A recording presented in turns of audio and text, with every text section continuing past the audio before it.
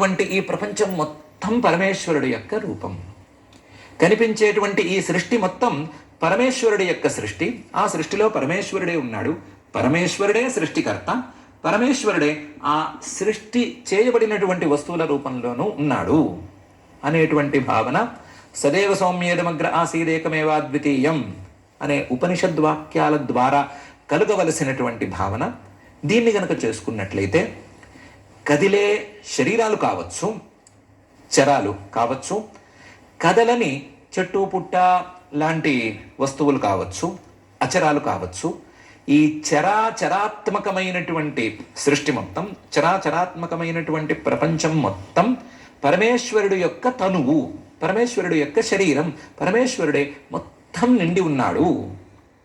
చరాచరాత్మక తనువులో పరమేశ్వరుడే ఉన్నాడు. పరమేశ్వరుడు యొక్క శరీరమే, పరమేశ్వరుడు తప్ప ఈ చరము లేదు, అచరము లేదు అనేటువంటి అభిప్రాయాన్ని పెంచుకున్నట్లయితే ఏ వస్తువును చూసినా సరే దాన్ని పరమేశ్వరుడుగా భావించటం అనేది గనక అలవాటు చేసుకున్నట్లయితే సాయుజ్యం అత్ర సిద్ధం భవతి. పశ్చిమ సముద్ర తీరంలో దారుకావనం అనేటువంటి ఒక వనం ఉండేది. ఇప్పటికీ ఆ పేరుతో ఉందంటారు. ఆ దారుకావనానికి దారుకి అనేటువంటి ఒక రాక్షసిని అధిపతిగా పార్వతీ అమ్మవారు నియమించింది. ఆశ్చర్యంగా పేరు దారుకావనం, ఈవిడ పేరు దారుక లేదా దారుకి. ఈవిడ భర్త పేరు కూడా దారుకుడు. ఈ దారుక అసురుడు, ఈవిడ రాక్షసి, వనమేమో దారుకావనం. ఈ వనానికి పార్వతీ అమ్మవారు, చాలా పెద్ద వనం ఉంటుంది, పార్వతీ అమ్మవారు దారుకను రక్షకురాలుగా నియమించి స్వతంత్రంగా ఉండండి, మీరు ఇక్కడ సంతోషంగా ఉండండి అని చెప్పింది. దారుకుడు కూడా అసురుడు, ఆయన కూడా కాస్తంత భక్తి ఉన్నవాడు, మహాబలుడు. ఈ దంపతులు ఇద్దరు ఆ వనాన్ని రక్షిస్తున్నారు. రక్షించే మిషతో ఆ వనంలోకి ప్రవేశించేటువంటి వారిని అందరినీ భక్షిస్తున్నారు. ఇలాంటి పరిస్థితి ఒకటి ఏర్పడింది. ఈ పరిస్థితుల్లో ఆ వనంలోకి ఎవరూ వెళ్ళటానికి వీల్లేదు. ఎవరు అక్కడ యజ్ఞాలు చేసుకోవడానికి వీల్లేదు, యాగాలు చేసుకోవడానికి వీల్లేదు.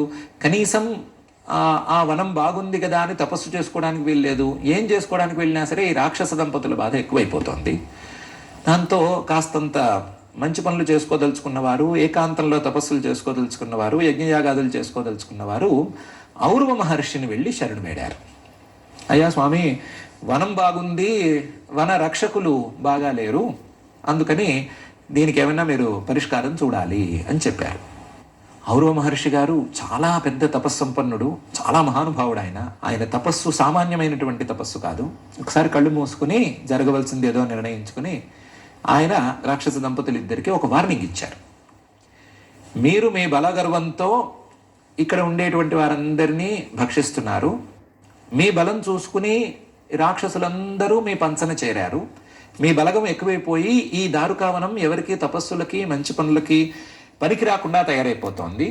అందువలన మీరు ఎప్పుడైనా సరే ఈ భూమి మీద ఎవరినైనా సరే తిన్నా, ఎవరినైనా సరే హింసించినా, ఎవరికైనా ఇబ్బంది కలిగించినా సరే మీరు అప్పటికప్పుడు మరణిస్తారు అని ఇచ్చాడు. దీన్ని శాపం అని అంటామో, వార్నింగ్ అంటామో, ఏదో ఒకటి అంటాము. అది ఇచ్చారు. ఇస్తే వీళ్ళు ఇంకేం చేసేది లేక ఔరవ మహర్షి గారి తపస్సుకు భయపడి చేతులు కట్టుకుని కూర్చునున్నారు. ఈ లోపల ఏమైంది, వీళ్ళు ఎప్పుడైతే చేతులు కట్టుకుని కూర్చునున్నారో, ఔరవ మహర్షి గారు ఇలాంటి శాపం పెట్టారు అని తెలిసిందో, అప్పుడు దేవతలందరూ వాళ్ళకి కాస్తంత ఇబ్బందిగా ఉండేటువంటి రాక్షసుల్ని సంహరించడానికి వీళ్ళ మీద పడ్డారు. రాక్షసులకి ఒక పెద్ద సమస్య వచ్చి పడింది. ఇప్పుడు యుద్ధం చేసి దేవతల్ని కానీ ఎవరినైనా ఇబ్బంది పెడితే, వారిని హింసిస్తే వీళ్ళంతటా వీళ్ళే పోతారు. యుద్ధం చేయకపోతే యుద్ధంలో పోతారు. ఓడిపోయి ఎక్కడికైనా పారిపోయినా సరే, ఎవరిని హింసించినా ఈ భూమి మీద మరణం తప్పనిసరి, హింసించకపోతే ఆకలి తప్పనిసరి, ఆకలితో మరణం తప్పనిసరి అనే పరిస్థితి ఉంది. కాబట్టి ఇలాంటి కష్టాన్ని ఎలా దాటాలి అని ఆలోచించి ఇది కాదు పద్ధతి అని ఈ పెద్ద వనం మొత్తాన్ని వాళ్ళ మాయతో, వాళ్ళ తపప్రభావంతో, వరప్రభావంతో పెళ్లగించుకుని తీసుకెళ్లి సముద్ర మధ్యంలో పెట్టేశారు. సముద్ర మధ్యంలో ఈ దారుకావనం చేరేటట్లు చూశారు.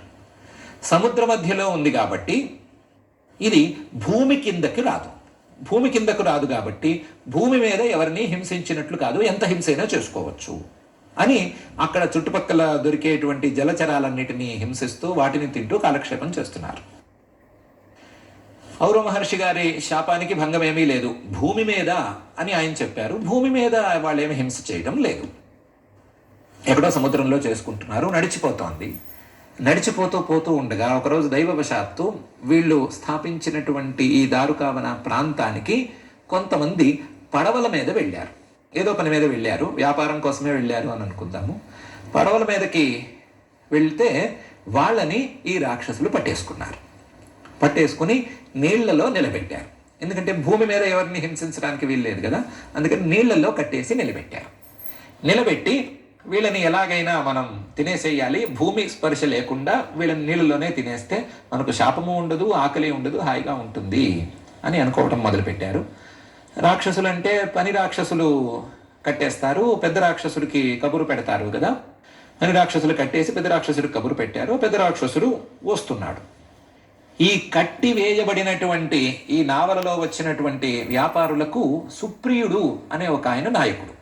సుప్రియుడు అనేటువంటి శివభక్తుడు ఒక ఆయన నావికుడు లేదా నాయకుడు. ఈ సుప్రియుడు మంచి శివభక్తుడు. నిరంతరం భస్మని రుద్రాక్షలను వదిలిపెట్టకుండా ధరించేటువంటి వాడు. కేవలం బాహ్యమైన ఆడంబరాలు కాకుండా మనసులోనూ శివభక్తిని నింపుకున్నవాడు. మనసులో తాను శివభక్తిని నింపుకుని ఉండటం మాత్రమే కాకుండా తన చుట్టూ ఉన్నవారికి కూడా శివభక్తిని అలవాటు చేసేటువంటి అలవాటు ఉన్నవాడు. ఈయన నావలో ప్రయాణిస్తున్న అందరికీ కూడా ఇప్పటికే శివభక్తి అలవాటు చేశారు.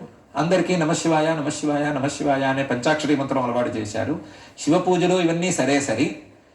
ఈయన ఈ సుప్రియుడు అందరినీ కాస్తంత కూడగట్టి, ఎవరు భయపడద్దు, అందరం నమశివాయ అని పరమేశ్వరుని ప్రార్థిద్దాం, పరమేశ్వరుడే చూసుకుంటాడు అని చెప్పారు. అని తాను బయటపడకుండా నమశివాయ నమశివాయ నమశివాయ అని పంచాక్షరి జపం చేస్తున్నాడు. చేస్తుంటే ఈ లోపల ఈ దారుకుడు వచ్చాడు.